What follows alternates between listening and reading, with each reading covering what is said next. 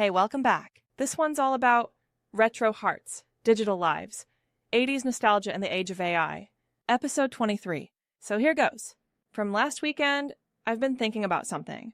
I was walking past a vintage shop, one of those tiny places squeezed between a smoothie bar and a top-notch co-working space. And the window was full of old cassette tapes, faded album covers, plastic shells in neon orange and soft pastel blue. And the artists, love this part, whose names came straight from an MTV rerun. Music TV, the original Music TV. Go look it up. And yes, it was out there. In the 80s. We all used to love MTV. The thing is, I'm someone who felt the cassette culture and saw them fade and then saw CDs come in, back out, and now back with vinyls, which are in vogue, all alongside streaming platforms of today. That's nostalgia, and this little tug came all over me. That warm, almost fizzy sensation of reminiscence for something I lived through. It made me wonder, why does the 80s still feel effortlessly cool, even more than so much of our polished, hyper-digital world today? And what does that say about how tech, culture, and how identity keeps shifting, reshaping what's considered cool, cringe, or retro? Welcome back to the Pivot Era podcast, a quiet corner for anyone exploring a career pivot, a creative shift, or simply the emotional side of growing into yourself. Today, we're talking about the 80s, nostalgia, and why retro is less about the decade and more about what we miss in the present moment. The 80s weren't perfect, but they felt tactile. I stood in front of that shop window for a long time. There was something grounding about the physicality of everything. The chunky buttons on a Walkman, the clack of rewinding tape. Memories came flooding back. Even the way album art had to mean something. Because it was, literally held in your hands. When we talk about a career pivot, or the uncertainty of Gen Z work culture, we sometimes forget how deeply we crave experiences that feel concrete. Not virtual, not optimized, not another tab on a glowing screen. Something real. Even if retro tech was objectively inconvenient, the tapes warped, the batteries died, the audio crackled. There was a kind of soul in it. It didn't try to be perfect. I think a lot of us are tired of perfect. Tech is faster now, but is it cooler? I sometimes wonder. Growing up in an era where everything updates so fast, it's kind of easy to lose track of what cool even means. The 80s had big hair, big colors, big personality. Now we have big data, bigger data centers, and the constant want for everything quick. The technology we use today is astonishing. AI, instant communication, infinite knowledge. But the culture around it often feels quieter. Even in chaos, it somehow feels cleaner, like everything is polished. I'm talking about things getting down to its most clinical, efficient version. Okay, agreed not always, and minus the AI hallucinations. Be mindful of that. And maybe that's why 80s aesthetics are having this comeback. Not because we want the past back, but because we want the emotion, texture, imperfection, humanness. That's the secret about retro. Retro is whatever reminds us of our own humanity. AI and creativity can coexist. I mean, even this podcast is AI-assisted, but there's still a longing for the messy, colorful, analog parts of life.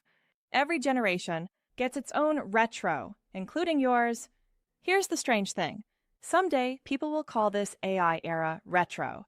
Your playlists, your screenshots, your weird memes, your AI clone and co-pilot, your early career confusion, all of it.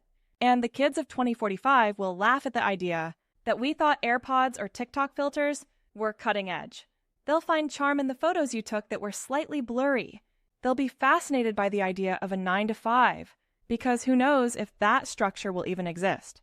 They'll look at early gen AI tools and say, wow, I can't believe people used to wait more than 3 seconds for that to load. Everything becomes retro eventually. So the question becomes, what parts of your life right now will you want to remember with softness later? What will future you call cool or nostalgic or beautifully imperfect? Maybe it's the apartment you think is too small, or the job you aren't sure is the one, or the friends you're still figuring out how to stay close to. Maybe it's the uncertainty, this messy, transitional season of your identity unfolding.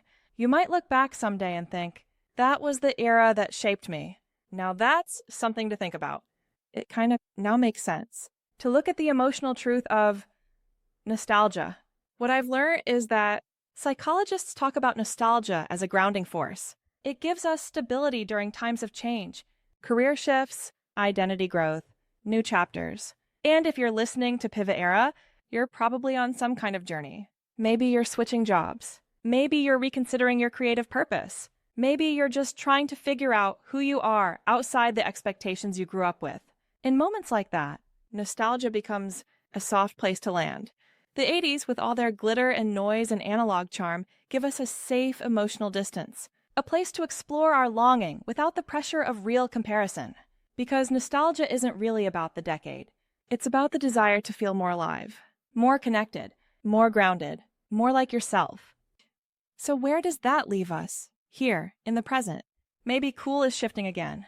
Maybe we're entering a new era, where the things that matter are less about being ahead of trends, and more about being emotionally in tune, in the here and now. Retro isn't a style, it's a feeling. A little tug at the heart that says, you've been here before. You're allowed to enjoy yourself. So maybe the invitation today is simple. What's something small and beautifully imperfect in your life right now? A routine? A playlist? A tiny moment? What if you let it be enough? And the 80s remind us that coolness isn't about aesthetics, it's about spirit. It's about owning your weirdness, embracing your creativity, and letting yourself feel joy in a world that's always speeding up. And maybe you're already living in an era you'll someday miss. Who knows? And for that, we'll just have to wait. Let's enjoy our moment in the here and now. This is Pivot Era, your companion through transition, career pivots, and finding purpose in the in-between. And remember, you're not behind, you're just unfolding at your own pace. Sweet dreams are made of this. Who am I to disagree? Thanks for listening. This is an AI voice-powered podcast shared by humans who simply want to connect across generations and normalize the art of starting again. New episodes drop every Wednesday and Sunday. Share it with someone who's navigating their own pivot or who needs to hear that beginnings aren't failures. They're growth.